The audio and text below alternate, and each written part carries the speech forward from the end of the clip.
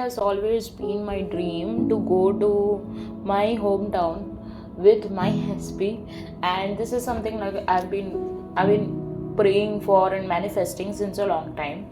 And it's okay, it's okay, like time is not a factor to me. But sometimes when things go come in my face and things become very triggering to me, I sometimes ask this question: why does it take so much of time for this to happen? So I genuinely asked this question to ChatGPT, wanting to know what could be the psychological or the spiritual reason behind this delay. So I told my Jesus that, you know what, I'm gonna ask you this question, that why is it taking so much of long time? Like, I might be focusing on the lack of it, of the wish fulfilled, because there are two states: either you are in the wish fulfilled state or you are not in the wish fulfilled state. And if you're not in the wish fulfilled state, you're immediately in the lack. So and sometimes you might be in a neutral phase also, like you know that your mind is saturated with what you want with the new story, and you kind of don't want to affirm, but you are still in a good way, in a good place. So kind of don't want to affirm for a day or two. Please don't do it every day, otherwise you will go back to your old patterns. Because I am not sure, like what happens is, for example, if I'm bad at suppose if I'm bad in, for example, project management, just an example, I'm not, like, I'm trying to improve myself. But what I'm saying is, if I'm bad at something, and I know that I need to improve myself, so would I be complaining to everyone, okay, see, I don't know this, how you are asking me to do this and that? Would that help? Would that excuse help? No. But if you are focusing on the new story, you can be improving yourself. So I know that nowadays I scold my SP a lot for a lot of things which he has actually messed up a lot in the past. And some people say that you should not be talking about the past, but it does affect me in a bad way. So that's the reason I talk about it, even though I do not want to actually scold him or impose something on him which makes him feel bad about something. Like, I do not want to hurt him in any way, but I still want to make him understand that, or like, I want him to understand the consequences of his actions on me or my life. So I just asked this one simple question to Jesus, and I said that I'll be opening the Bible. Whatever page I'll end up in, that is your answer of why this union didn't happen before in the 3D. Like, I know we are always together. I know, I feel him. Literally, I feel him. So then why is it like this? So I asked this question, and I'm going to now, and right now I'm going to answer you what just came up from the Bible. So I'll be explaining only the English one with the verses of this. So I landed up in the Song of Solomon page, and this is 7:12 chapter 6 verse 1 to 13. And even I asked ChatGPT to make it easier for me to comprehend what it is asking me, what it is basically telling me or trying to teach me through this verse. So let me read this out. So the daughter of Jerusalem asked the Shulamite woman where her beloved has gone. She answers confidently, my beloved has gone down to his garden. I am my beloved's and my beloved is mine. Interpretation for this, for me, in my case, would be like, even if people ask where he went, or if questioning our relationship or something like that, because of the current 3D, our soul knows that we are meant for each other. So then I'll be reading the verse from 4 to 10. So the man praises the beauty of the woman, comparing her to noble cities and rare jewels. So this symbolizes how my beloved, or how in you guys case, your SP does see your worth, even if he's silent now. Sometimes the love exists under the surface and is expressed inwardly or at the spiritual level before manifesting fully in the physical. Then the verse 11 and 13, it says, I went down to the grove of nut trees to look at the new growth. Before I realized it, my desire set me among the royal chariots. This is mystical. She was just observing the early stages of growth, like how we guys start observing the slow transformation in our person. But suddenly she was elevated into royalty. So this is what it says, that like, even if you cannot see so much of, always there won't be a movement, a big movement, but the movement, you guys have to trust that the movement does happen in the surface. So this is what has been happening. So I've been doing this since my college days. So since 2022 I've been doing this, and every time people used to ask me whether you guys are good or not, I always used to tell them that what, there has been, like, he's improving and everything is working out in our favor, even when I didn't know that there was an affirmation on this, that everything is working out in our favor. Because the type of podcast, the type of content I used to see was everything related to marriage content, and to be honest, at that point of time I was wanting him as my boyfriend. But after a certain point of time, I automatically led into, no, I don't want him as my boyfriend, I directly want him as my husband. Like, it's not that I was asking the universe not to make him my boyfriend, but the thing is that I focused on a bigger goal which would effortlessly help us to lead us to our happy future. So this is the reason I was doing all of this. But even when I didn't know so much of it, I always knew this for sure, that everything is working in our favor. I'm in the right place at the right time. And also, like, there was this one thing. So subconsciously I already knew all this. Then I came through across some of the manifestation coaches, some channels, and actually this neuroscience of manifestation, and I came to know that, okay, all of this which I was believing that God will do what he said is already actually in the form of a neuroscience manifestation. So there's a book named as The Techniques of Prayer of Joseph Murphy. Yeah, Dr. Joseph Murphy. So I have this book, that's why you guys heard a noise. So that's why I was checking his full name. So yeah, he is Dr. Joseph Murphy. So he is basically saying that we have been taught from a childhood to pray in a wrong way. You don't pray like, oh God, please give me this, please give me that, or else I'll do this and that. No, that's not how you pray. You do not beg.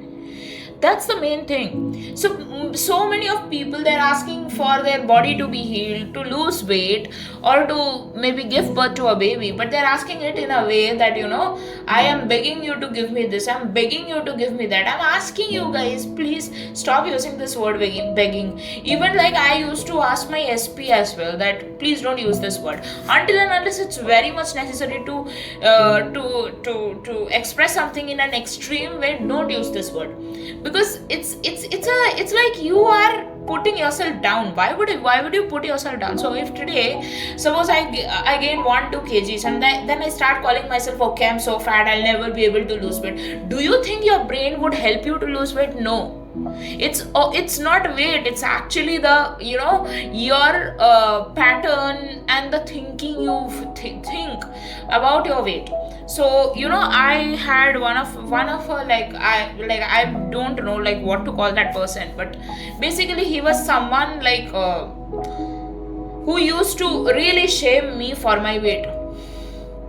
And he used to say that you are so fat and that and this, and he literally body shamed me. And to be honest, like, maybe I'm not slim, but I was not so fat, at least in the way he was describing me. And he saw some of the pictures of me, of my child, not in childhood I was very slim, but around the time when 2018 or something, when I was doing my CA, when I had no other thing except to just study, I had gained a lot of weight. He saw those pictures and he started judging me on it, and that is something which is very awful. You should not. So that's the thing I feel, that what I would like to say is, you should never be joking about yourself, even when it's just a joke, because your body or your brain doesn't understand jokes about your own self. It understands what you say. So why would you be saying that, you are awful in this and that, or you are not lovable, or you are very difficult to love, and something like that? Because unconsciously many of us catch up those kinds of things which we hear from the media. Instagram, the most toxic place, I would say. Instagram is one of the most toxic place. Like, okay, if you are getting good reels, then it's a very good place to just freshen up your mind. But I would say that if you want to freshen up your mind, do meditation, do things which helps you declutter. Maybe just calm down. Like, for example, you can just draw, you can dance, you can sing. So such kinds of things actually relax your mind. But when you're putting, like, especially when you're overwhelmed or you are not in a good mood, if you go to Instagram, the main intention of decluttering goes away, because basically you are feeding more data into your brain and your brain cannot take it. That's why it is overrun. That's why you have a brain fog. So that's the thing I would say. So these verses were about a lot of things. Now let me continue. So the verse 7 now. Come, my beloved, let us go to the countryside. There I will give you my love. The mandrakes send out their fragrance, and at our door is every delicacy, new as well as old, that I have stored up for you, my beloved. So this is a picture of fruitful romantic union. A woman inviting her beloved to share in joy and love at the right time. So basically, what does this verse teach us? And if you see that I asked God that why it took so much of time for us to be together or to be reunited in the 3D. So he answered me this, which is like a reassurance that you are in the right place at the right time, and nothing is late. Everything is working out in your favor, and you, of course, like I promised you, and I will give you him. So this is something like it says that. Okay, so how does this answer why you and your SP haven't enjoyed each other yet? So spiritually speaking, the Song of Solomon shows that there is a divine timing. Just like the woman sees new growth before being suddenly placed in royal chariots. Okay, so I missed saying something. So basically I was saying that in my college days I used to see all of these things. So whenever people used to ask me, are you guys okay, are you guys together now, and stuff like that, I used to say that everything is working out in our favor. And they used to say, but we don't see that you guys are actually talking or stuff like that. And I would say that you don't know the growth which is happening inside of him. So these are some of our common friends or stuff like that. So one more thing I would like to ask, if somebody asks you about you and your SP, like what is happening in your 3D, you can just say that we are good. You don't need to give any details. You don't need to go into any controversy, any too much of talking things and things like that. See, everything, like for example, I want to change my field. Okay, for just an example, like I'm not dominantly putting an intention of it, but to be honest, some of the other day I want to change my field, because I'm not someone who want to continue to do project management. But okay, I'm learning something new, I'm trying to do something new, and I'm learning different aspects of paradigm. That's all.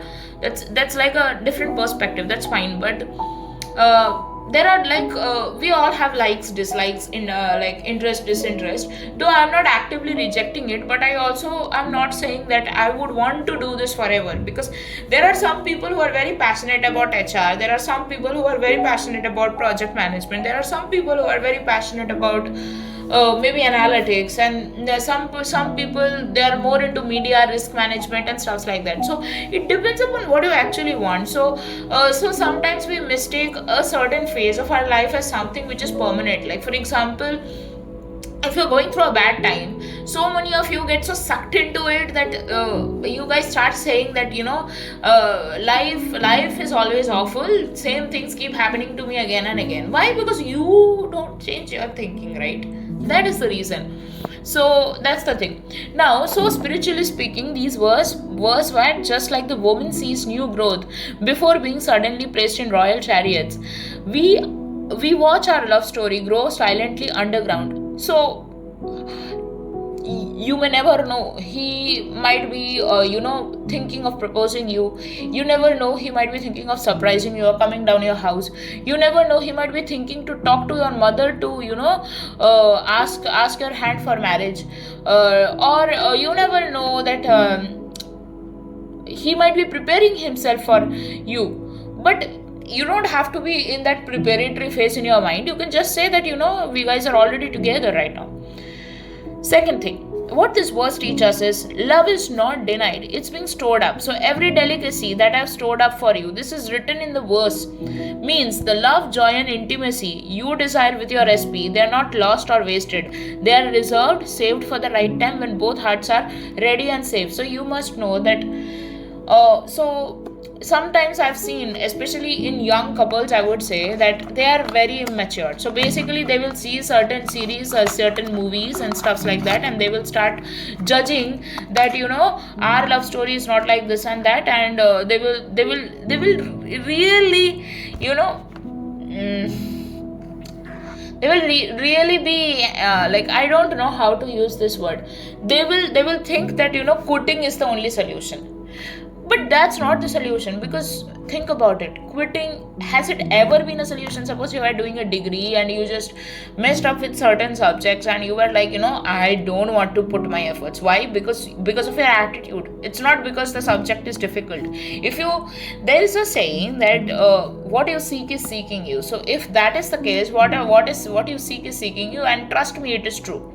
Because there is a creator in this universe who sees everything. Second thing is that if you talk politely or kindly even to a non-living thing, you would see it respond in your favor. Like, I've done this so many times. Like, I've talked to what happens is, when I make tea or something, especially when I'm doing something, it will just like, the overflow of tea would come out. Like I guess like you guys know what I'm trying to mean. Like, for example, if you boil milk, okay, and when it is fully boiled, it becomes a foam kind of thing, and it comes out of the pan, out of the milk pan you are milk utensil you are keeping it into. I'm sorry for my words, but yeah, so it will come out and it will just pollute the whole stove you are burning it, or the burner.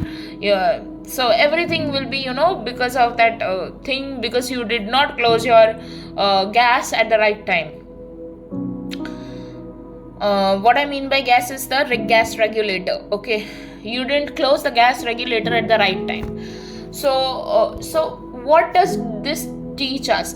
So this teaches us that when we are not careful, this happens. But when you know that this is about to overflow and you don't have anything else to do, like you closed the gas regulator in time, but still you feel like there's a risk that the milk might just come out of the utensil. So many a times I've tried to talk to that milk by saying, please go down, please don't fall outside, and it has always heard me. Trust me, it has always heard me. These things are real for sure, because there is a power in this universe who is always putting things on sync. Why else would generations after generations people believe in God? Why else people will write books on, like, for example, the Book of Secret, The Magic of Faith, Techniques of Prayers by Joseph Murphy, the Be What You Wish of Neville Goddard, or The Astonishing Power of Your Emotions of Esther and Jerry Hicks? Would that be true? There is a reason. I cannot just put a lie into this universe and say that manifestations are happening and stuff like that if it doesn't happen. So if somebody would come and tell me you are doing just a random flop business. By the way, I'm not doing a business. I'm just trying to change people's life in a way. So that's a thing. That's a thing. So there's a science behind it. Please understand the science. So whenever I try to teach people about manifestation, I explain them the concepts, that how your thoughts have run your life and how you can change your life by just your thoughts. So, and there is also one more thing which I have observed, that every thought of you carries your energy and frequency. So if you have good energies attached to it, you will be rewarded with good, and if you have negative energies attached to it, you will be rewarded with bad. So, for example, suppose my SP did something and I went and scolded him. Now when I scold him, it might be like, I'm frustrated, and like I want him to change in a good way, that's why I'm saying things, but okay. But the next day, I also don't feel good about it. Like, I scolded him. Like, I don't like scolding him. That's the thing. But even if I scold him, like, I feel bad that why did I scold him? But then I feel like if I don't tell him, then how will he change? How will he improve in a better way? So that's the thing. So every energy, like, right, that Newton law, that every action is an equal and opposite reaction. So if you do good, you will be rewarded with the consequences of doing good. If you do bad, you will be rewarded with the consequences of doing bad. So that is the rule of karma, actually. So karma, sorry, a lot of foreigners say karma, so that just came out of my head. So yeah. Third is, your connection is deeper than how it looks now. So even when others wonder where your beloved has gone, the woman answers with confidence, I am my beloved and my beloved is mine. This is a declaration of a soul connection, not dependent on physical closeness. So desire will eventually be fulfilled. There I will give you my love. This is the verse. Right now the season might be preparation, transformation and purification, but the song promises a time when love will be fully expressed. So you and your SP may not have enjoyed each other in the full romantic or marital sense yet, but these verses suggest that the connection is still alive. Love is being resolved, protected and purified. A time will come when desire will be fulfilled, and what was stored up will be freely given. So your job is not to force timing but to trust the ripening. The garden is growing, the fruit is maturing. Love will not be denied when the season is right. So that's about what I wanted to teach you guys, because if you have a different perspective, if you see things differently, and if you answer yourself all these questions which happens to cross your mind, especially because like you believe in manifestation, you believe in God, so then it will help you to know better or believe better. Everything is belief. Like yesterday also my mom was saying something, like I was saying that I wanted something, I wanted my field to be something else, and where did I land up into? And she was saying, this is preparing you to what you actually asked for. So believe in it and think that this is not the ultimate milestone, but this is a way through it. And then she also said this one more thing, that that everybody, whoever wants whatever they want, they get it. So whatever you want, you will get it. So these were very reassuring words to me, to be honest. So yeah, that's the thing.